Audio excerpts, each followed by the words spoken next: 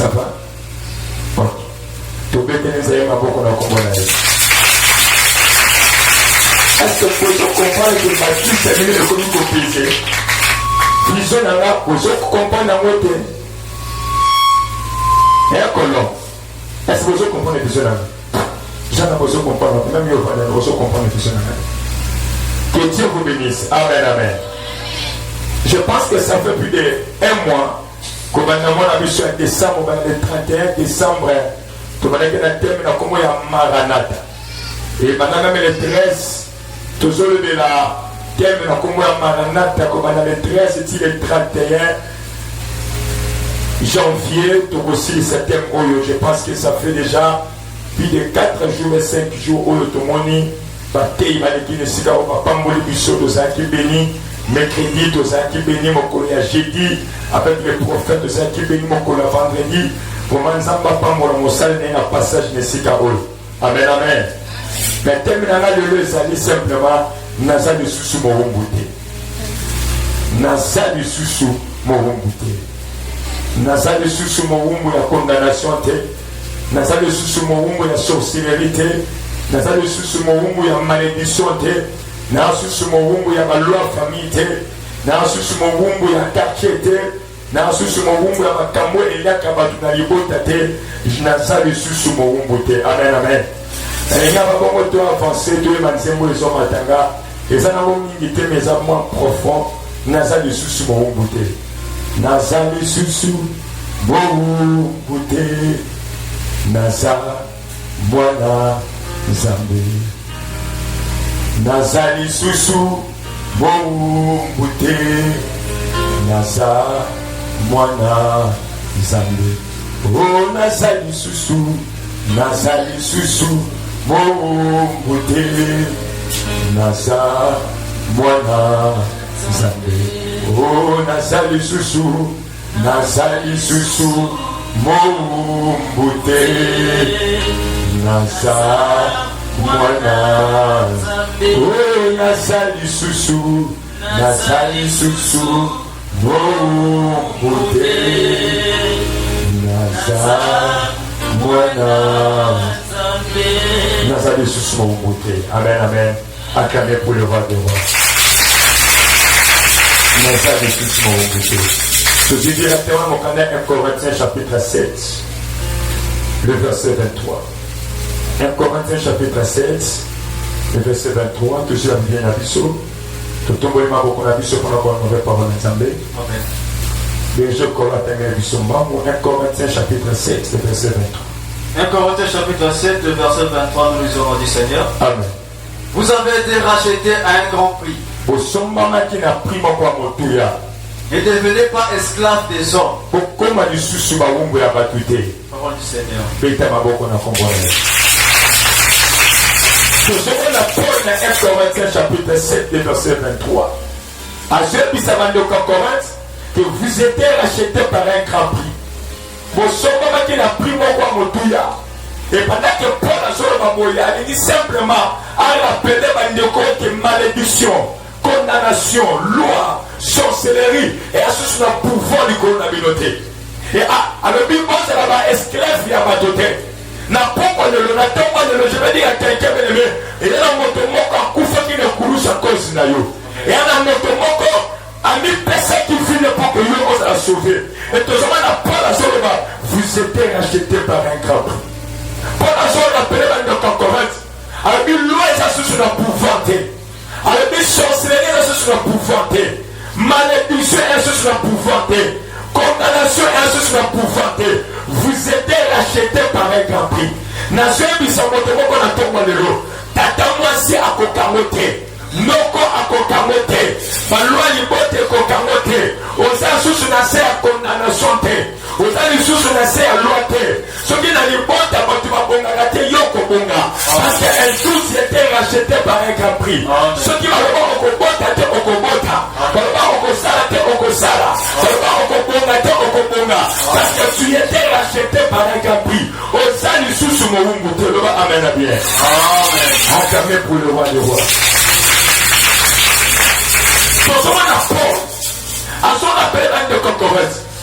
Vous êtes racheté par un grand se la loi. Bandeko bazaki plus qu'on croit en loi de la grâce. Et Paul a eu une nouvelle grâce. Abandi comprendre un ngolu. Abibon ni mangolé et liposo la bino. Même matin au côté de l'hypothèse mais avec Jésus, c'est possible. Abibon c'est là-bas esclave sous la batote. Pour la zone rappelée bandeko, on a esclave ya batote. Chrétien, au côté de esclave ya noko. Un chrétien, on a un mandat tel que mon moqué au ben chef de famille. Les Kamouki au ben tata voici. Les Kamouki au ben noko. Le véritable chrétien devant un problème. On a monté mon faut consulter. Il s'appelle Jésus. Il s'appelle le Créateur. Il s'appelle Adonai. Abimon ça va esclave à Batoté. Pourquoi Paul a joué de sa maman? Parce que Paul simplement a un rappel qu'un jour Yesu akufa kile kulusa cause na bango. Naza le susu mo ngote. Amen amen. Naza le susu mo. Abiboza ba esclave ya batote. Oza esclave na domaine ni. Quel domaine on s'en de fort? Ozo récité. Oza esclave na domaine ni. Na yobut na bio na quel domaine akambeso sibade. Yo banane banaki malade et on a tombé le lot à sa guérison du colon de tout. Amen. Et pour la zone après bandoko, vous êtes rachetés par un grand prix. Prix on y a ce sombayo. Même tata moi c'est à la manda na moté. Prix on y a ce sombayo. Même Obama à la manda na moté bandoko c'est la maté ya caméra même la télévision c'est la maté ya. Amen amen. Amen. C'est un bon la communauté. Vous êtes rachetés par un grand prix. Pour la zone après de correct. Abi prix on va racheter le prix on va sommayo. Le mot racheté, c'est que quelque part c'était condamné. Si était bloqué. Et prix on va sommayo. Mon côté à la mandat qu'on fout en haut. Mon côté à la mandat qu'on soit qui s'en voilà. Alléluia. Prix on va sommayo, c'est la croix. C'est la croix de Jésus. Nagolokota ne motomoko ami bonza pona yo. Atangisa makela pona yo. Yango na tongwa lelo soki yeso akufa pona yo kokolonga na komona yo. Soki yeso akufa pona yo kokobana na komona yo. Soki yeso akufa pona yo kokota na komona yo. Soki yeso akufa pona yo na sera moyo kokopasa kote sa bilemo. Kokopasa kote sa témoignage. Parce que quand on a jeté jeune, j'ai grandi, j'ai fille. Et le vie qui ce soit abandonné. Amen. Abi vous êtes rachetés par un grand. Parce que sur Galates chapitre 4, les versets 4 à 5. D'abord, dans 1 Corinthiens chapitre 7, 23, vous êtes rachetés par un grand. Galates chapitre 4, les versets 4 jusqu'à 5. Galates chapitre 4, les versets 4 jusqu'à 5. Nous lisons au nom du Seigneur. Amen. Mais lorsque le temps a été accompli, Dieu a envoyé son fils, né d'une femme, né sous la loi. Né sous la loi. On dit lorsque le temps a été accompli. N'a pas savoir na tomba le long comme ça sur la suite à loi au long de la condamnation au côté de la tana. Amen. Au pic à saison à l'eau. On dit lorsque le temps a été accompli. Pour Yesoya, les Agosegata. C'est que temps de Moïse, Dieu ne pouvait pas envoyer son fils. Le temps d'Abraham, Dieu ne pouvait pas envoyer son fils. Il faut que le temps est conquis. Lorsque le temps a été accompli. Na tomba le loko eza na tanga yo kokorate yango te. Et loko eza na tanga yo kokorate yango te. Et loko eza na saison yo kokorate yango te. Porte nyonso lola déjà fongoli mpo na vie na yo okorate yango te. Et loko nzambe aplace na tanga okorate yango te. Soki eza mosala okorate yango te. Soki eza guérison okorate yango te. Soki eza bénédiction okorate yango te. Soki eza restauration okorate yango te. Soki eza santé okorate yango te. Soki eza élévation okorate yango te. Soki eza contrat okorate yango te. Lorsque le temps a été accompli, Dieu a envoyé son fils. Dieu a envoyé son fils. La tombe le tindelo bénédiction. Le tindelo ange. Le tindelo manoach. Le tindelo boaz. Le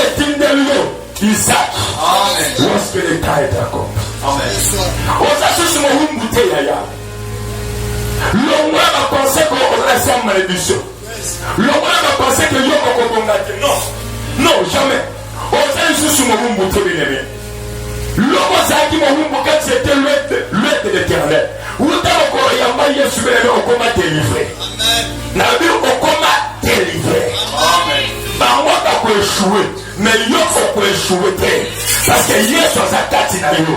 Parce que Bible dit vous verrez la différence entre ceux qui me servent et ceux qui me servent pas. Deuxième point, on dit il y a un moment la loi. Il était né sous la loi. C'est profond. Pourquoi on dit il était né sous la loi? Parce que hier c'est un gars sous la loi. Parce que mon père a dit sous la loi. On dit il était né sous la loi. C'était seulement obligé que Christ vienne sous la loi. Parce que mon père a dit sous la loi. Nous avons appelé mon père ceux qui ont la condamnation, ceux qui ont la malédiction, ceux qui ont la réclamation. Il avait un nom qui était sous la loi. C'est pour se libérer. Il avait un nom qui était sous la loi. Et il s'appelle Adonai. Il s'appelle El Shaddai.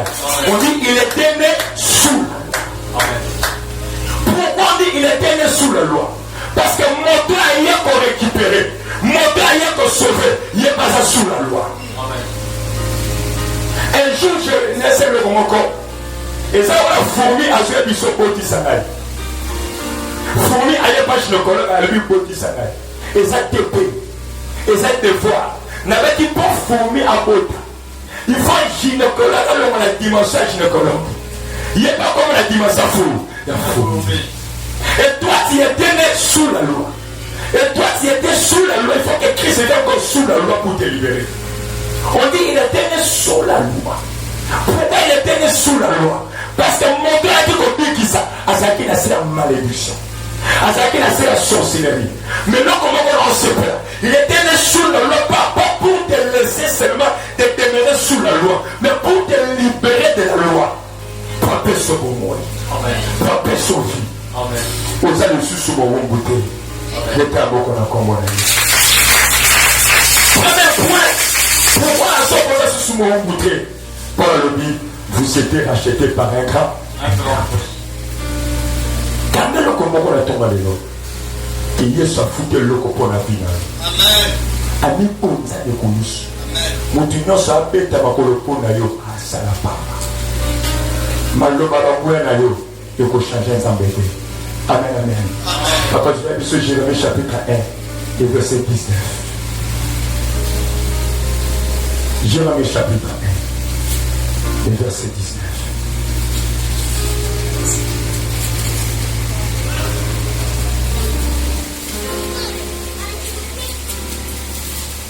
Jérémie chapitre 1, le verset 19. Amen. Ils te feront la guerre, mais ils ne te vaincront pas. Acclamez pour le roi de roi. Amen.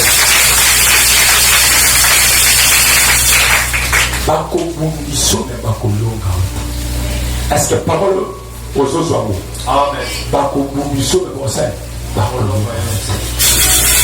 Avance, frère. Quand je suis avec toi, Est-ce que aux autres la Bible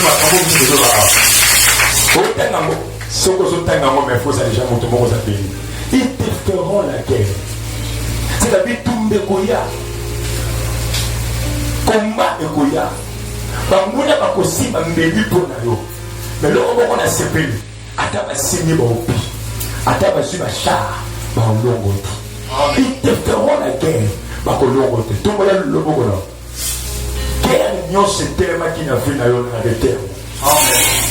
Non, le blanc amène à bien. Faire l'union, c'est tellement qu'il n'a famille non arrêté. N'a arrêté malédiction. N'a arrêté pauvreté. N'a arrêté sorcellerie. Puis tout manion sont arrêtés à vous. Amen. Parce que aux associations sur la loi, tu étais racheté par un grand. Avance, frère. Pour te délivrer de l'Éternel. Ils te feront la guerre. À Colomboté. Pourquoi? Parce que moi-même, je suis venu pour te délivrer. Amen. Zambaye pas ça. à délivrer. Alléluia. Amen. Tous les moments à Corinthiens, dans Galates chapitre 4, verset 5. Galates chapitre 4, verset 5.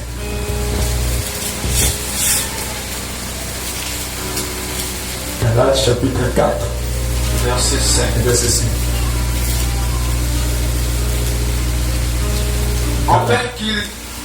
Galates chapitre 4, verset 5.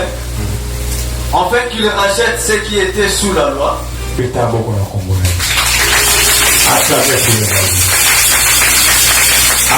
pour le roi. Nous devons comprendre ma parole. Il était né sous la loi, pourquoi? Pourquoi? Pour racheter les gens qui étaient sous la loi. Il était né sous la loi, pourquoi? Pour racheter ceux qui étaient sous la loi. Qui? Jésus. Pour racheter les yo. Il y a un tombe de l'homme malédiction et à ce pouvoir du coronavirus. Okobongana kombo na Yesu. Okoresi na kombo na Yesu. Amen. Avance frère.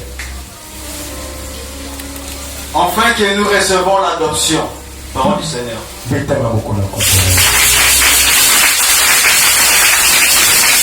ne comprends pas. Galates chapitre 4, verset 4 à 5. On dit qu'il était sous la loi afin qu'il puisse racheter celui qui était sous la loi. Et si on a dit, pour qu'on a aussi quoi, tout ce qu'on est là. Et là, on comprend que Yesu a séduit, on le bandit. C'est qu'elle a tout le monde, on a choisi la malédiction. Amen. Nous avons sous ce moment. Amen. Aujourd'hui, Jacob, si on est chrétien, à probité, c'est qu'à ça, il y a un théâtre. Si on est chrétien, à réciter, c'est qu'à ça, il y a un théâtre. On s'en met avec les anacopes. Tu y a un estomac, mais tu sommes à la kiné. Amen. Tu es un malade, tu sommes à la guérison. Amen. Tu es un bobola, tu sommes à la richesse. Si on est chrétien, à probité. À tout le monde, il y a des prédicateurs, chantres, intercesseurs, diacres, diaconesses. C'est qu'à ça, ils ont la blague. On s'en met fou, on s'en met tombolaka. Il était né sous la loi, afin de pouvoir racheter les gens qui étaient nés sous. La tout le monde de la loi, mon côté, n'a jamais insisté. Et elle a demandé à la vie là. Domaine initial d'Azoniokola, Bakambo mariage. Bakangyo l'étoile, bakangyo santé, bakangyo élévation, bakangyo famille, bakangyo ma relation. Nini bakangyo? C'est la maroto du boss. Nini dit bakangyo la vie. Soit aux païens, soit aux chrétiens. Soit aux chrétiens, pour comprendre ma communauté à ton malheur, pour que c'est révolté. Amen. C'est la chose qu'on a vu dans les jours, comment il y a des livres. Malade de Kognyo. Et logo et kana mama et kokambote. Et logo et kana yaya et kokambote. Parce qu'un jour, il était un homme qui était né sous la loi pour récupérer les gens qui étaient sous la loi. Et par le but, vous êtes rachetés par un grand prix. Plus on a-t-il le lot pour te foutre à mot, c'est l'œuvre de la croix. Amen. Amen. Amen. Je prie de ce moment pour la comprendre.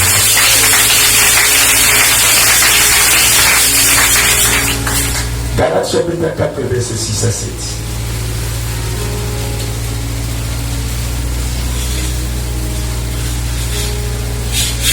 Galates chapitre 4, verset 6 à 7. Et parce que vous êtes fils. Mais t'as beaucoup de commence. Attendez-vous le royaume. Attention. Quand la Bible, il faut se poser beaucoup de questions. Pourquoi tu penses que vous êtes fils? Écoutez-moi. Suivez la prédication. Maman connaît Allah et la Moussa. Parce que vous êtes fils.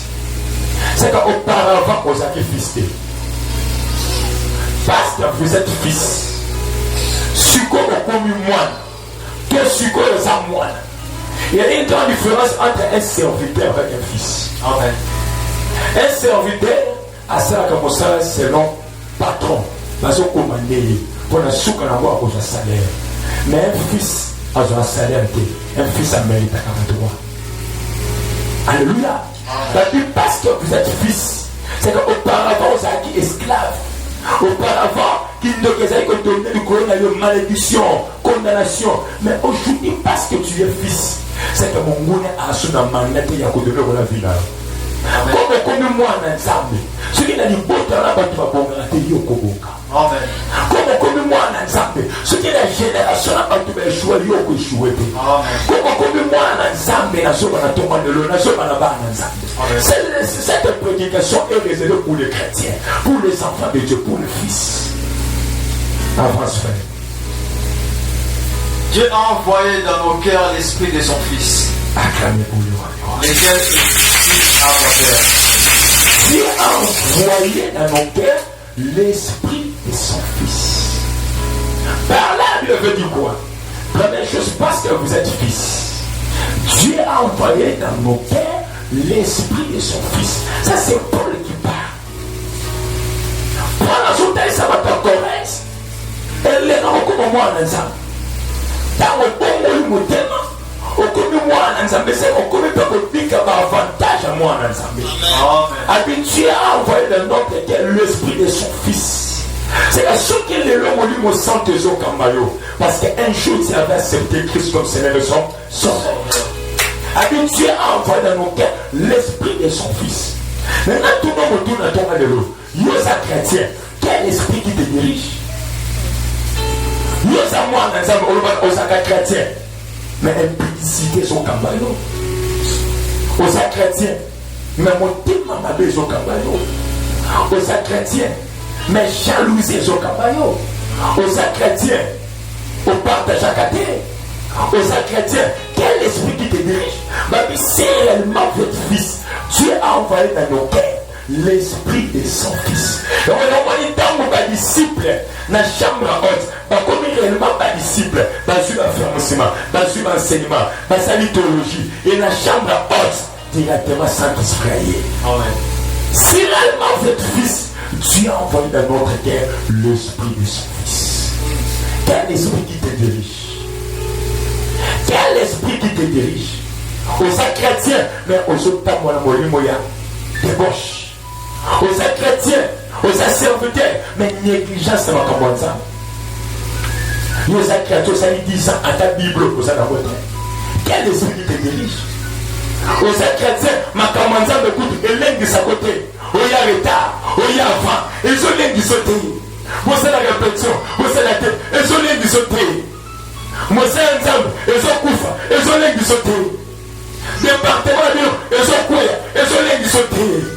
Mais quel genre de chrétien? Quel genre de chrétien? Ma cambelle dans le département, au Yébité, au Zaga de Français dans mon pépé.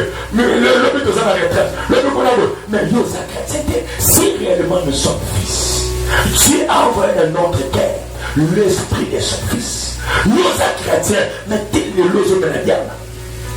Au chapeau d'Abadien, quel esprit qui t'a mis? N'a pas de l'esprit. Aux assassins en Christ, aux awana, mais tu le nom, aux la quatre fiancés. Nous, chrétiens, quel esprit qui t'a mis? Sur ça, même nous, on a quartier, au fond de Kati, sur le défaut de Mutumbo, en Menangando, au Comélé Nango, quel esprit qui t'a mis? Chrétien, il n'a pas la Camboudé. Un vrai chrétien a évité un problème.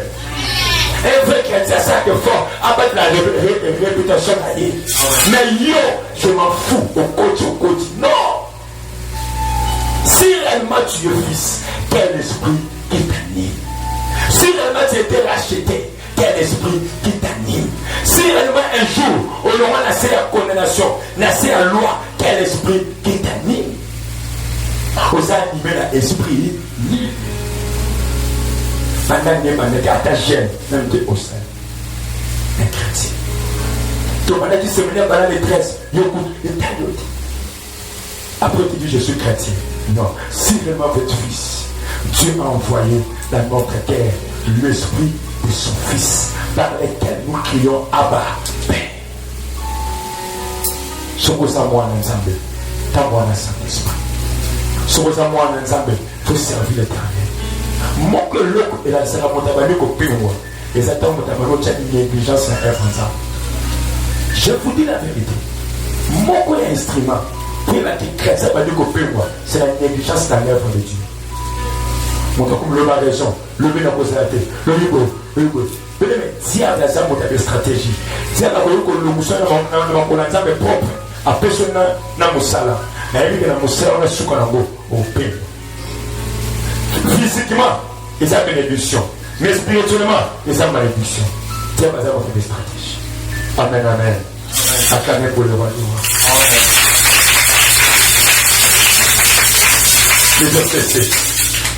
Ainsi tu ne plus esclave. Acclamez pour le roi du roi. Tu comprends ma terre à ton alléluia. Amen. Amen. Amen. Le banga. Na sumo mbute. Na sumo mbute. Le banga. Na bonga. Na bonga. Le banga. Ataba benji. Ataba benji. Batumi. Batumi. Balakelinga. Balakelinga. Simba. Le banga. Bangouenanga. Bangouenanga. Basala ba campagne. Basala ba réunion. Basala pasta. Pour dire que ils te feront la guerre. Ils te feront la guerre. C'est l'homme à quitter. Je dis pourquoi pour les associer esclavité. Amen. Pour les associer esclavité. Amen. Le nom de la esclave n'a pas mon Yesu. Amen. Mon livre est encore quand toujours on demeure aux esclaves et toute ta vie là. Amen. Toujours esclave. On va approcher moi la béni. On va approcher moi la béni. Après ce qu'on a sert à Christ. Nous sert à Christ. Nous sert à Christ. Nous sert à Christ. Comment c'est à Christ? Moi la béni. Après c'est à Christ. Non, si on sert à Christ, il faut pouvoir arrêter ma catégorie. Amen. Pour ça, je suis esclave. Ça c'est Paul qui parle ça.